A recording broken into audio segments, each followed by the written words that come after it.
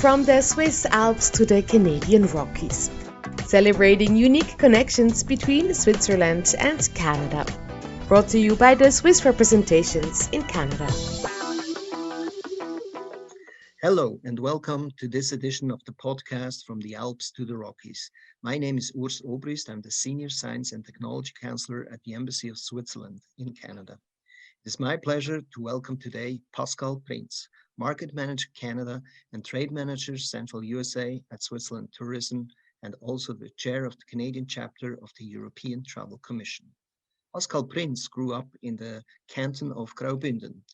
Shortly after finishing his university studies in St. Gallen and Paris, he began his career as project manager at the Office for Tourism and Economic Promotion in the capital city of Graubünden called Chur.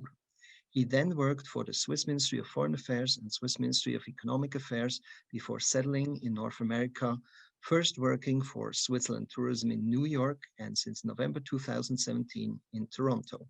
So welcome, Pascal Prinz. It is nice to have found time to chat with you in a time that must be extremely busy for you. Thank you very much. It's great to be on the show. Looking at your career path, it would seem a natural fit that you work in the hospitality industry today.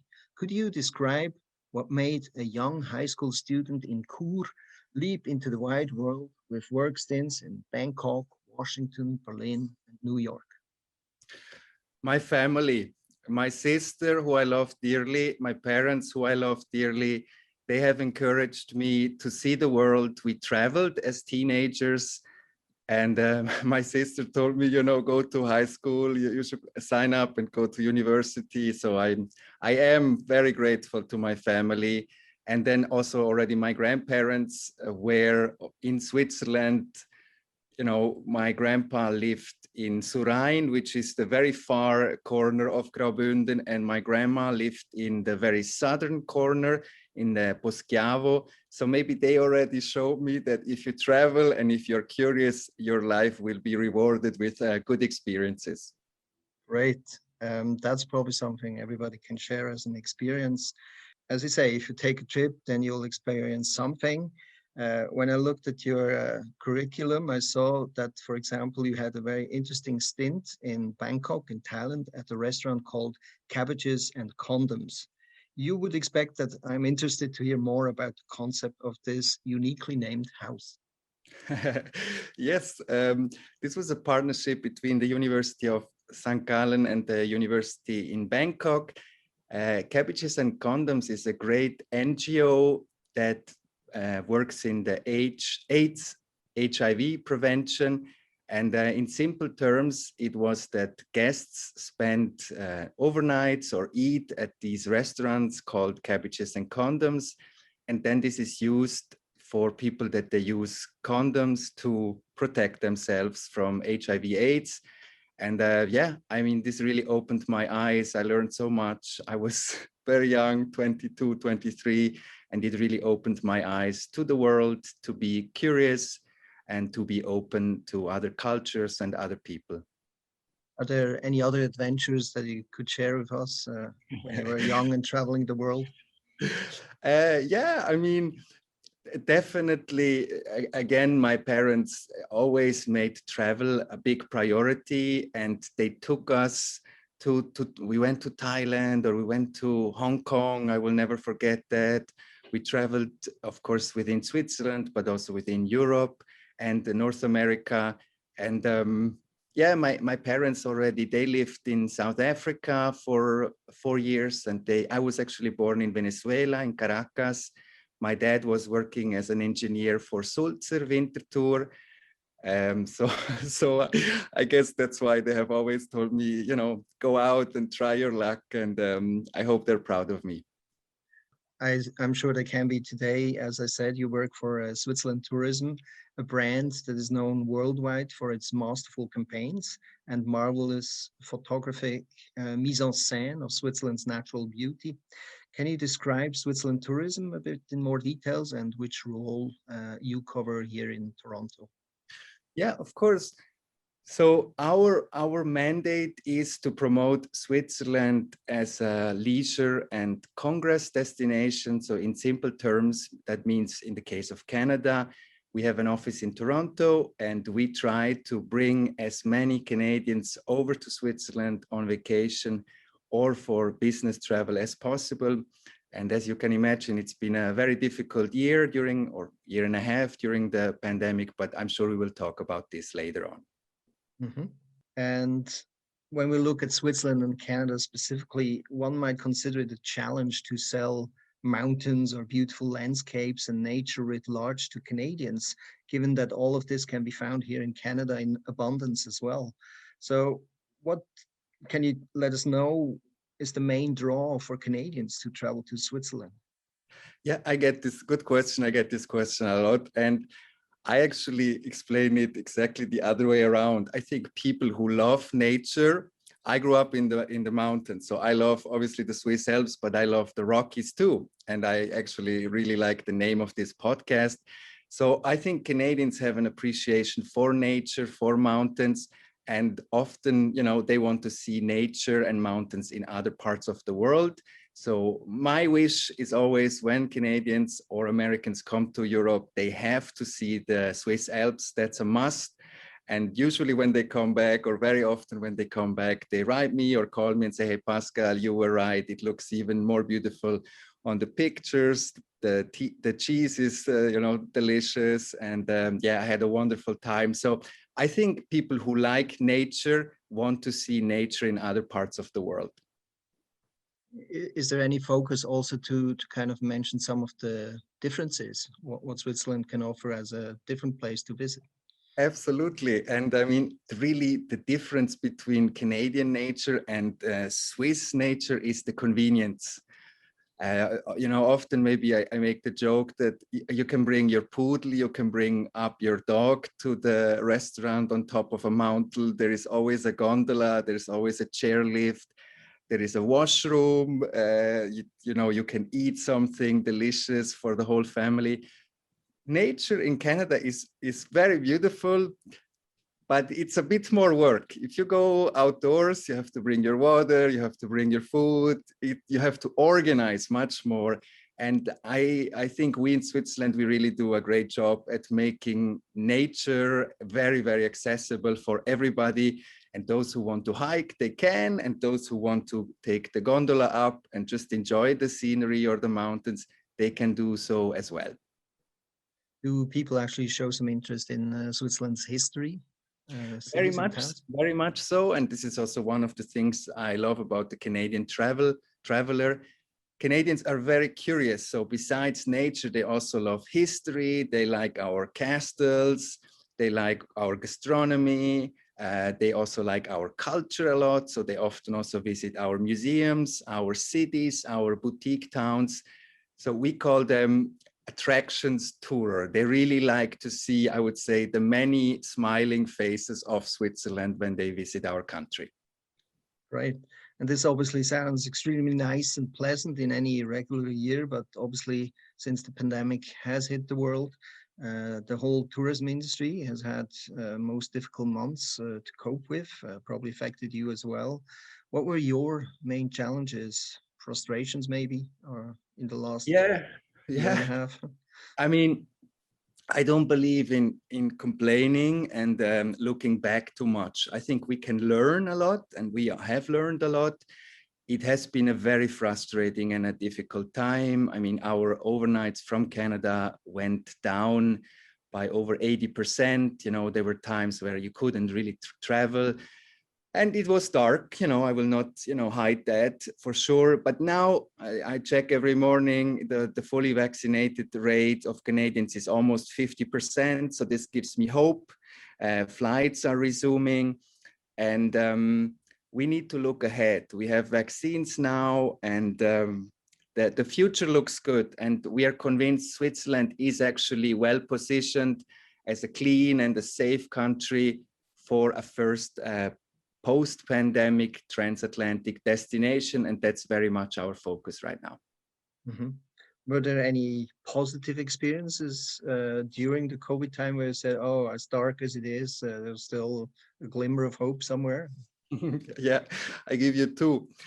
On a personal note, in my neighborhood where I live in Toronto, there was a child who hung up the joke of the day. So you could send an email every day to, I guess, jokeoftheday@gmail.com. And this child hung up every day something that made me laugh. And I really needed that. I think we all needed that. Sometimes it was cold, it was dark, and the days were long and lots of calls. On a professional note, I would say what's been really nice is how we have really worked together as partners. And when things get difficult, it really shows if it's a true partnership or if you just say that. And it's been really, really nice to see how we all, work together with all the partners in Switzerland, the destinations, the mountains, the cities, the trains, but also the Canadian tour operators, travel agents, media, and of course, a big thank you also to the embassy, to our consulates in Vancouver and in Montreal for all your great support. Thank you. I'm happy to pass that on.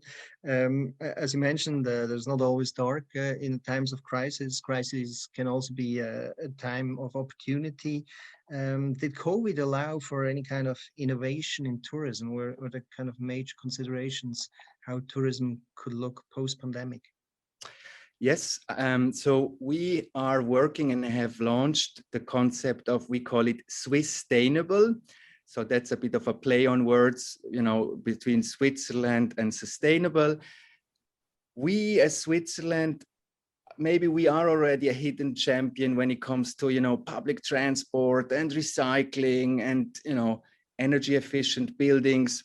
And we want to talk more about that. And we see that there is a big need and demand from people now to travel more in a sustainable way.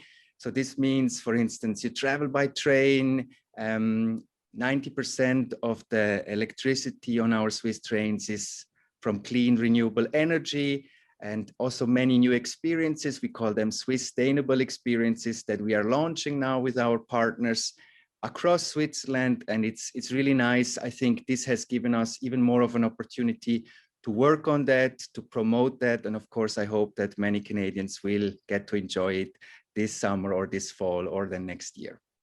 Mm-hmm. One of the things just right before COVID that was often talked about was the question of over-tourism. Obviously, you ended up facing the exact opposite. The pendulum swung in the other extreme almost. What is your take on that question for Switzerland, given the tight space in Switzerland? Yeah, you're absolutely right. I mean, we went from best record year to basically hardly any tourists from North America and from Canada. I think it has given us the opportunity to rethink tourism, how we want to promote our country. And what we really want is to showcase all of Switzerland, not just certain destinations. And this is why we launched this Grand Tour of Switzerland, which I can highly recommend to everybody. If you go to Switzerland, the Grand Tour of Switzerland by train or by electric car, so that's another Swisstainable experience. You see beautiful, tiny, small villages. You go to places you have never heard before and might not be able to pronounce, the first time, but you will be very happy. And this is really what we want. We want Canadians to see all 4 language regions of Switzerland. And it's not enough, if you had a layover in Zurich or in Geneva, you really need to go and see more of Switzerland. Mm-hmm. As we say in Switzerland, nach dem Regen scheint die Sonne. Medford basically describes that after the difficult times, there is a silver lining on the horizon. And there seems to be one right now. We just learned that Canada is getting onto the green list, which means basically that travelers from Canada are allowed to enter Switzerland with or without vaccinations as per July 19th. That must be very positive news for you. Yes, very much so. I mean, we are happy, and Every morning after my second coffee, I check the fully vaccinated rate here in Canada, and we're up to 50% now.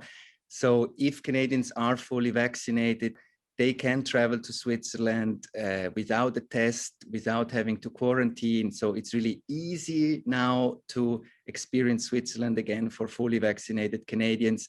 All they have to do is to fill out a quick short form online with, name and address and where they will be staying. But the news are, of course, very encouraging. And we also see from Swiss International Airlines, our dear partners, they are increasing the flight frequencies from Canada to Switzerland, and the same is with Air Canada. So we are hopeful. And my dad was, besides an engineer, also in the wine business. So he always told me, Pascal, you have to be patient. The harvest will come, and we very much hope there will be a good harvest and a late summer and a late fall. Mm-hmm. Are there specific programs? I guess you have a platform also to present a little bit of an advertisement here. Are there specific programs or tours that you would like to indicate that might be of interest for the traveling starved Canadians? Yes, we do. I mean, it's funny. Everybody now asks after the second shot, Pascal, where can I go? Where can I travel? So we have a great Switzerland promotion on train tickets. It's called the Swiss Travel Pass, which includes all trains, all boats, buses, 500 museums, 30 castles, many either discounts or mountain excursions, or some are even fully included. And we have a 25% discount on this Swiss Travel Pass. So you find all information on myswitzerland.com, and you can book it by the end of July. So until July 31st, you get a discount of 25%. And the very good news is you can travel, you can choose your travel date within the next 11 months. So you have almost a year to choose when you will then go to Switzerland. So we give you not only a great price and value for money, but also a lot of flexibility. And yeah, if you have a good time, please send me a picture when you're on the Bernina Express or Glacier Express or one of the many beautiful scenic trains we have in Switzerland. One can sense that you're a very gifted communicator and how close at heart the tourism world is to you. Nevertheless, I would like to ask you some personal question to end this conversation. What are your personal favorite places in Switzerland? I know you do a lot of outdoor activities. When you go to Switzerland, not as Pascal Prinz, the tourism manager, but as Pascal Prinz, the Swiss person who loves to travel, where do you go? Yeah, so our next trip with my family is to Val Bregaglia in the canton of Graubünden, where I grew up.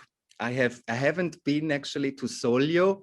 It's a hidden gem, in the southern valleys, Italian-speaking valleys of Graubünden. And I definitely want to go there to enjoy the gastronomy, but then also to do some hiking, some wildlife watching. And yeah, I'm really excited for that next trip. Then of course I like wine a lot. So who doesn't like the Ticino, the white Merlot and all the good food. I also really like the Lake Geneva, Lavaux region. And yeah, the Bernese Oberland. I have many favorite places in Switzerland. Okay, there's probably not enough holidays to cover all of those places in one trip. Great. Well, it was very nice having you with us today, Pascal Prinz. I hope that the travel season and the tourism industry as a whole can recover, and look forward to seeing you at one of these events here in Canada, or maybe on a train in Switzerland if I ever get to go back there and travel myself. Thank you so much. I wish you, Urs, all the best, and to all of you listeners, when you go to Switzerland, of course, I wish you a wonderful trip. Thank you. Have a good day.